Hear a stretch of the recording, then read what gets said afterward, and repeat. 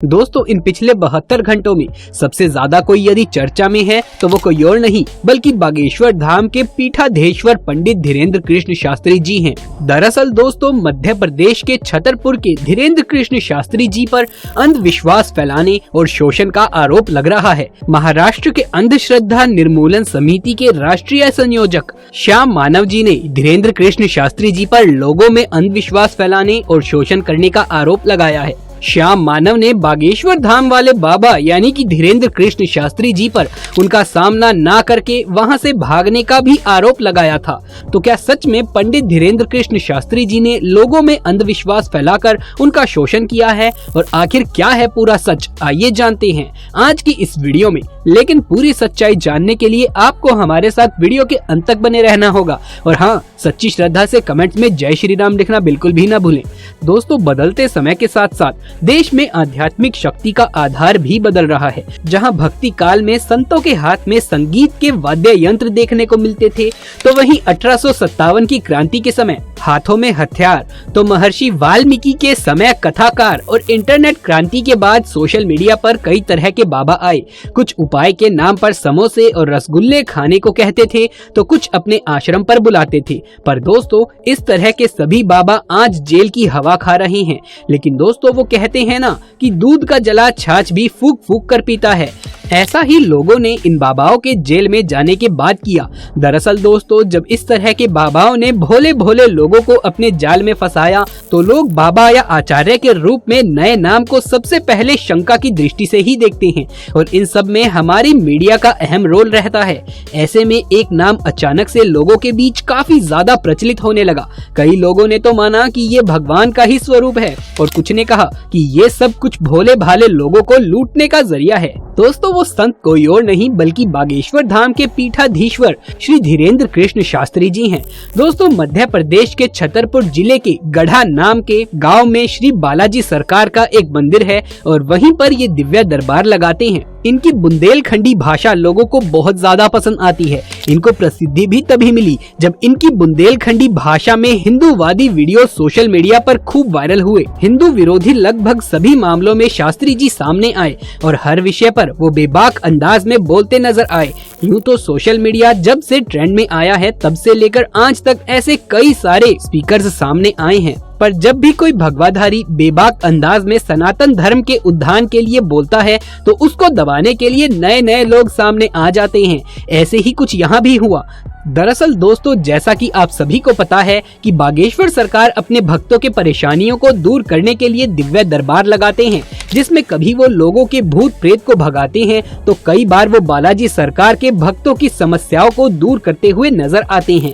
अब दोस्तों ये तो आपको पता ही होगा कि जब भी उनके पास कोई अपना दुख या समस्या लेकर आता है तो महाराज जी उसके बिना कुछ बताए हुए ही उसकी सभी समस्याओं को एक पर्चे पर लिख देते हैं और साथ ही उसकी समस्या का उपाय भी उस पर्चे पर ही हनुमान जी के आशीर्वाद से लिख देते हैं। वैसे हनुमान जी से याद आया, अगर आप भी हनुमान जी के भक्त हैं तो कमेंट सेक्शन में जय श्री राम लिखना बिल्कुल ना भूलें। ये सब देखकर धीरेन्द्र कृष्ण शास्त्री जी के सभी शिष्य और जो भी उनके वीडियोस देखता है वो सब हैरान रह जाते हैं कि आखिर एक इंसान ऐसा कैसे कर सकता है। और दोस्तों ये जो चमत्कारिक रूप से धीरेन्द्र कृष्ण शास्त्री जी लोगों की मन की बात जो पर्चे पे लिख देते हैं, ऐसा नहीं है कि एक निश्चित जगह पर ही वो ऐसा करते हैं, बल्कि भारत के अन्य राज्यों में धीरेन्द्र कृष्ण शास्त्री अपना दरबार लगा चुके हैं। जहां पर भी वो अपना दिव्य दरबार लगाते हैं वहां पर वो बिना किसी से पूछे ही उसकी समस्या एक पर्चे पे लिख देते हैं।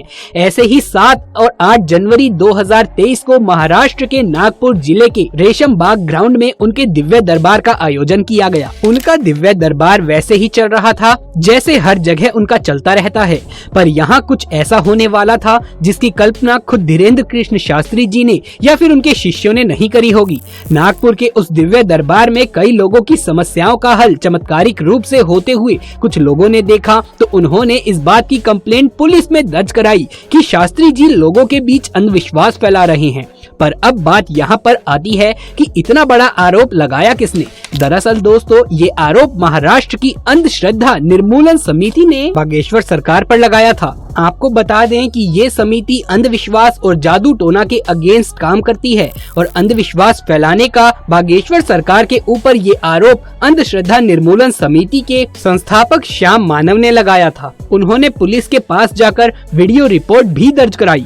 श्याम मानव का ये कहना है कि शास्त्री जी के खिलाफ जादू टोना एक्ट के तहत मामला दर्ज हो और धीरेन्द्र कृष्ण शास्त्री जी को गिरफ्तार किया जाए। समिति की ओर से ये भी कहा गया था कि अगर बाबा जी ऑन कैमरा ऐसे चमत्कार मेरे सामने करके दिखाएं तो मैं उनको 30 लाख भी दूंगा और उनसे माफी भी मांगूंगा। पर दोस्तों ऐसा कुछ भी नहीं हुआ, जिसके बाद समिति ने ये दावा भी किया कि शास्त्री जी उनका सामना नहीं कर पाए और वो भाग गए हैं।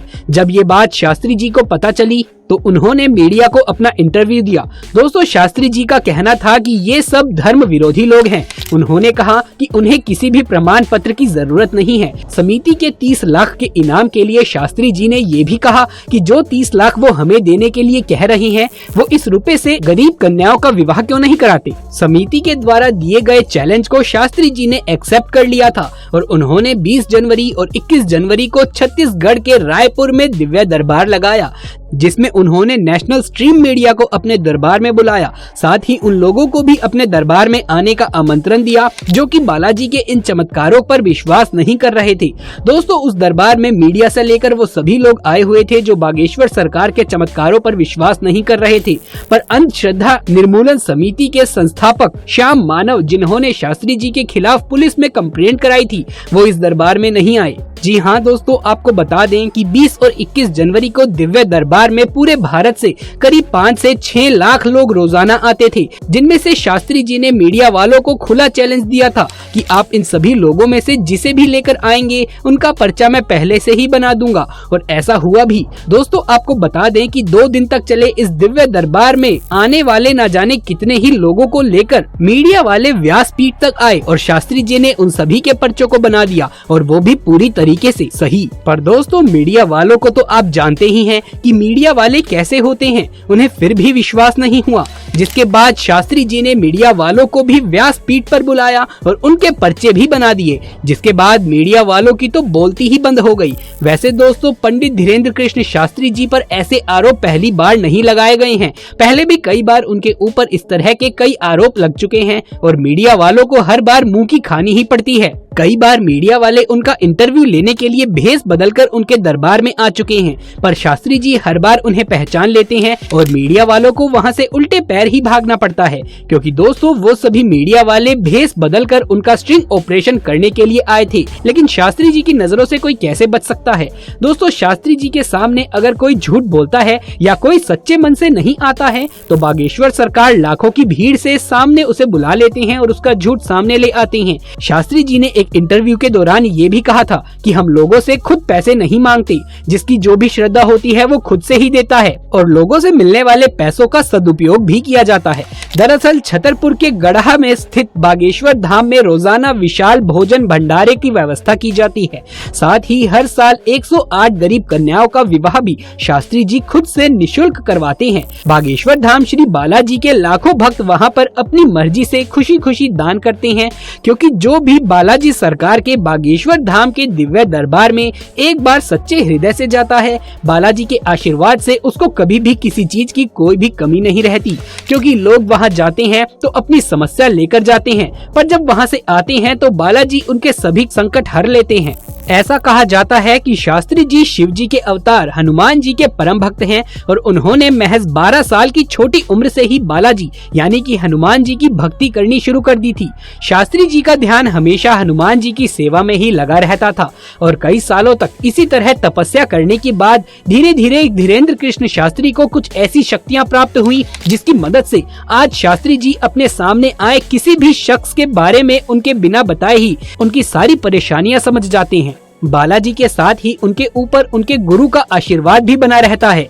दोस्तों नेशनल स्ट्रीम मीडिया के सामने उन्होंने खुद को सच्चा हनुमान भक्त साबित तो कर दिया, पर ये तो आप जानते ही होंगे कि इस दुनिया में टांग खींचने वाले लोगों की कोई कमी नहीं है। वो क्या सोचते हैं ये उनकी समस्या है, पर दोस्तों आप क्या सोचते हैं बागेश्वर धाम के पीठाधीश्वर श्री धीरेन्द्र कृष्ण शास्त्री जी के बारे में? अपने विचार हमें नीचे कमेंट बॉक्स में लिख करके जरूर से बताइए।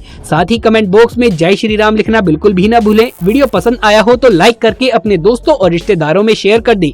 आगे भी ऐसे वीडियोस देखते रहने के लिए चैनल को सब्सक्राइब कर ले। जल्द मुलाकात होगी आपसे किसी अगली वीडियो में, तब तक के लिए आप सभी का धन्यवाद।